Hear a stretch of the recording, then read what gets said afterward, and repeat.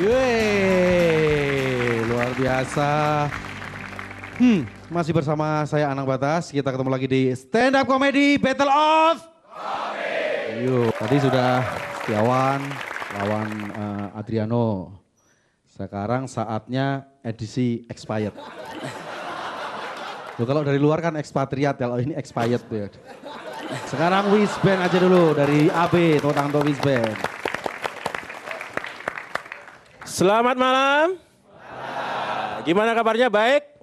Baik. Wassalamualaikum warahmatullahi wabarakatuh. Terima kasih. Belum ya? Itu closing. Oh, sana. Meja dan closing ini. Kursi. Ya, sama cerita tentang bahasa komunikasi ya. Komunikasi itu perlu apalagi di keluarga gitu. Tetapi kalau ada anak-anak kecil, itu kalau ngomongin, maaf nih, ML itu harus dibikin sandi gitu. Isi pulsa. Saya biasa dengan istri itu isi pulsa.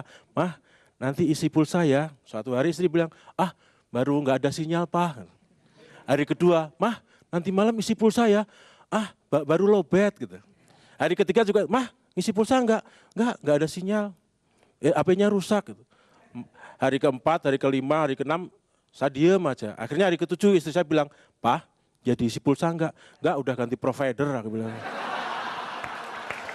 Istilah bahasa Indonesia juga membingungkan ya, membingungkan sekali. Ada istilah kalau kita mau buka-buka buku bahasa Indonesia, ada istilah numpang tanya, ada pulang pergi. Harusnya kan numpang dulu baru tanya, atau tanya dulu baru numpang gitu. Pulang pergi, harusnya pergi dulu baru pulang. Ada juga namanya kerja keras. Itu salah, harusnya kita keras dulu baru kerja, ya kan? Ada juga, wah pikirannya jorok nih. Kayak pikiranku. Kalau anak-anak kecil gitu bilang, disuruh, Mah, harusnya kan manggilnya juga ibu, ada juga simbok. Di Jogja itu simbok. Tapi kalau di Jogja, supaya lebih ngetren manggilnya mama. Waktu ada tamu bilang, Mah, tamu. Mah, tamu, kurang ajar sama orang tua. Bilang mah tamu. Kualat kamu. Sama orang tua itu harus sopan. Seperti kemarin tuh anak saya bilang dari pergi, makan roti, Pah. Sebentar, rotinya dihabisin baru cerita. Enggak mah, dihabisin dulu baru cerita. Ya, duduk cerita. Udah habis minum, cerita sekarang. Pak, adik masuk sumur. Wah. Itu komunikasi.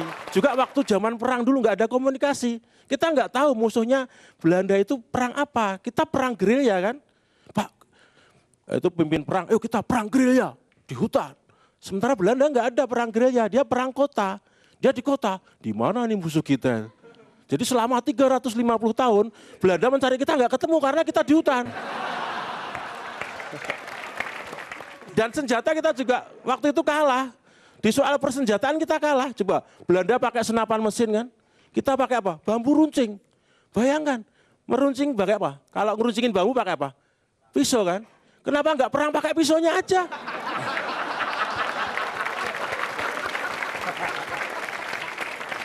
Sekian, saya terima kasih dari Wisband. Yo, Wisband Antoro, luar biasa. Jadi memang benar yang disampaikan Wisband, ternyata kadang-kadang banyak kata-kata yang menjebak ya. Seperti misalnya, kalau tadi kan dibilang anak bau kencur. Sama juga misalnya anak semata wayang, berarti kan kecil-kecil anaknya. Semata wayang. Terus kadang-kadang ada juga istilah-istilah, tuntutlah ilmu setinggi langit. Loh, ilmu itu salah apa kok dituntut gitu loh. Kadang-kadang salah. Tepuk tangan untuk Wisband. Tapi yang salah satu, Belanda itu dulu nggak ke kota, nggak ke desa. Aslinya Belanda itu ke pasar. Belanja. Oh itu belanja. Loh Belanda itu belanja. Oh salah malah. Oke, dan berikutnya masih ada kelompok B dari Jakarta. Luar biasa. Ini sekilas memang mirip. Memang kita coba pertemukan. Dua tidak memakai kacamata dan dua memakai kacamata. Kacamata, kabupaten, kelurahan. Oke, tepuk tangan untuk Abdel.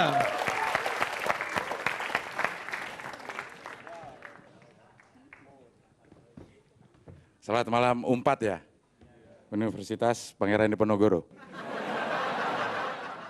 Pajajaran. Kita ngomongin bahasa dalam komunikasi. Apa komunikasi dalam bahasa ya? Bahasa dalam komunikasi. Dalam teori komunikasi modern, selain berbicara, komunikasi itu yang paling penting juga adalah mendengar. Supaya kita tahu apa dan siapa yang kita hadapin. Jadi menyampaikan sesuatu itu sesuai dengan bahasa kaumnya. Ngerti gak? Ngerti gak lo? Dika ngerti gak?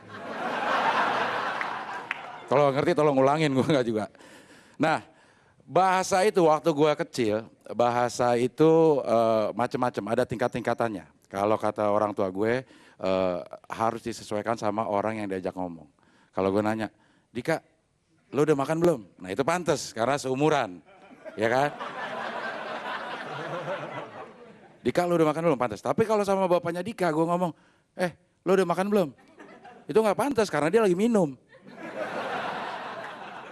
Kalau ada orang yang bahasa itkilap-kilap, kalau kita ketemu itu seperti kita ketemu saudara di perantauan. Jadi langsung akrab. Kalau ada orang bisa ngomong asap itkilap-kilap, langsung akrab. Kayak memang ada ikatan gitu. Euk nih uam nakam genaru geneces.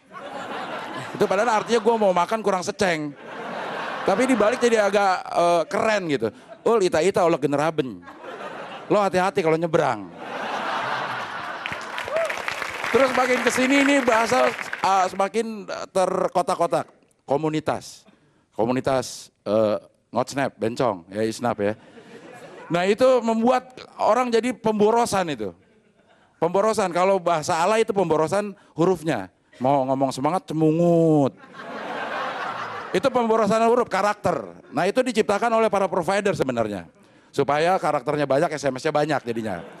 Nah kalau bahasa banci ini, itu pemborosan waktu. Itu semua kata tuh dilebay-lebayin. Di mandose, itu di mana? Disindang aja jangan disinding. Apaan maksudnya?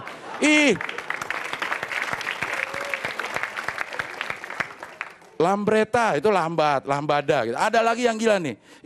Tetika di Akika di Sugianto, endang ngesorina cin. Ada lagi bahasa tuh bahasa isyarat. Bahasa isyarat tuh kita kalau lagi dari jauh-jauh gitu ya. Ketahuan, ntar gue telepon lo. Yang di sebelah sana, dia lagi sweet. Ada lagi?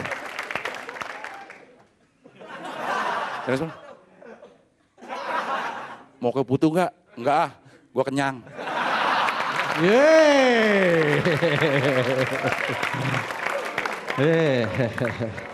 Abdel.